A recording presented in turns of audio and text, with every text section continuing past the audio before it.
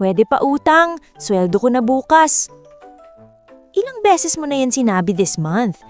At bakit paulit-ulit? Alam mo ba yung feeling, Friday, payday, excited ka, pupunta ka sa ATM, may pila. Okay lang, hihintayin mo kasi may dadating na. Sweldo mo. Tapos withdraw ka, chinek mo balance, may laman, kumpleto pa, nakangiti ka pa. Tapos, 15 minutes later, andyan na sila. Oy, bayad mo na yung utang mo. Yung last week pa yan 500 pesos mo, bayaran mo na. Tapos isa pa. Tapos isa pa. Tapos isa pa. 5 na. 2,500 agad na wala. Kumpleto pa ba sweldo mo? Hindi na. Pero okay lang daw. May natira naman. Natira? Ilang araw? Alam mo kung bakit nangyayari to? Kasi ginagastos mo yung sweldo mo bago mo pa nakukuha. Ha? Paano? Ganito yan. Last week, Lunes, wala ka pang sweldo, pero gutom ka. Uy, pautang mo na, 200 pesos lang, sweldo ko naman bukas. Martes, kailangan mo magpamasahe. Utang muna, 100 pesos, Friday naman sahod ko. Miyerkules, may okasyon, inuman.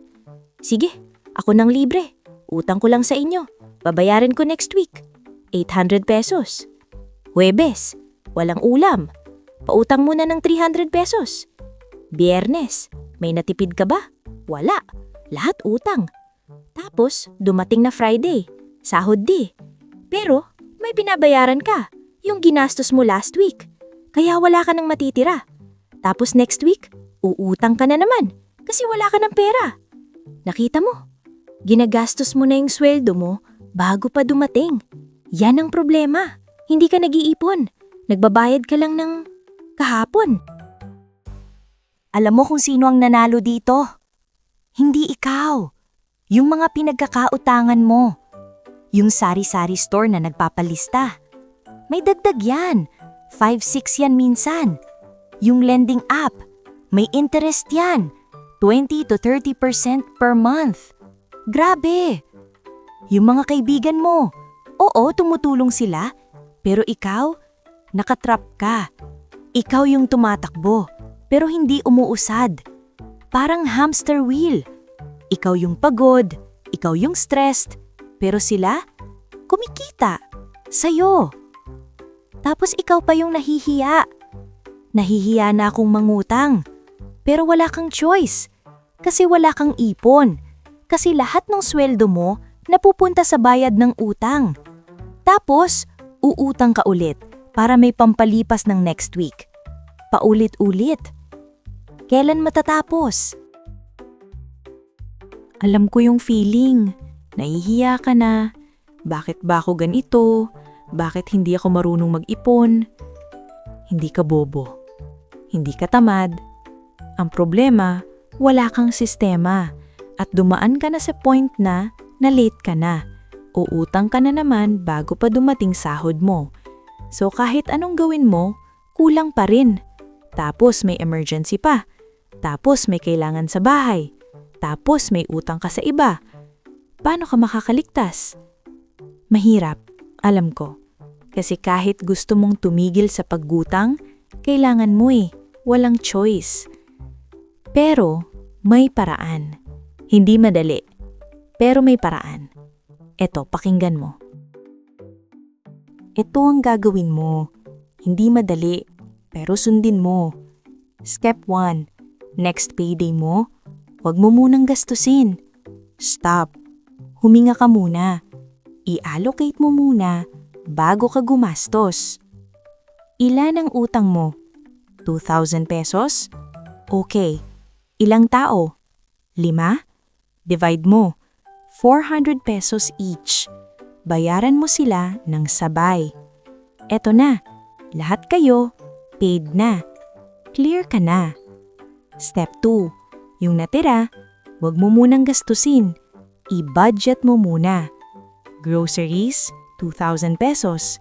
Bills, 1,500 pesos. Pamasahe, 500 pesos. Emergency, 500 pesos. Yung emergency, yan ang mahalaga. 500 pesos lang yan. Pero yan ang susi mo para next time na may kailangan ka, may sasandalan ka. Hindi mo na kailangan mangutang. Step 3. This week, huwag kang uutang.